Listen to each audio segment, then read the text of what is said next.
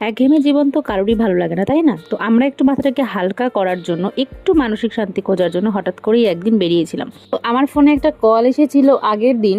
তো ফোনটা আমি ইচ্ছা করেই বলতে পারো রিসিভ করিনি, কারণ আমার ইচ্ছা ছিল না তখন ফোনটা রিসিভ করার। আর ভদ্রতার কারণেই আমি কলটা ব্যাক করেছিলাম ওদিনে একটা নিস্তব্ধ জায়গা দেখে। যেচে যদি কেউ কখনো কারো ভালো করতে চায় তাহলে বুঝবে সেখানে তার কোনো স্বার্থ আছে। তো তার স্বার্থ সিদ্ধির জন্যই সে যেচে তোমার ভালো করতে চাইবে।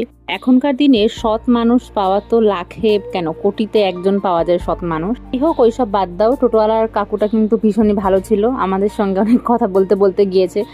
আর এখান থেকে আমরা সোজা চলে আসলাম বাগমোড় থেকে আমরা আবার সোজা চলে যাব অটোতে করে স্টেশন। তো আমাদের কাকুটা দেখিয়ে দিচ্ছিল যে দেখো ওই দিক থেকেই অটোগুলো সব দাঁড়িয়ে আছে, ওই অটোগুলোতে করে তুমি যেতে পারবে স্টেশনে, যেহেতু আমি এদিক থেকে প্রথমবার আসছি। আর তারপর আমাদের একটু কেনাকাটা করার ছিল, সেখান থেকে দু একটা জিনিস কিনে আমরা সোজা স্টেশনে গেলাম এবং স্টেশন থেকে আমাদের পরবর্তী ডেস্টিনেশনের জন্য আমরা ট্রেন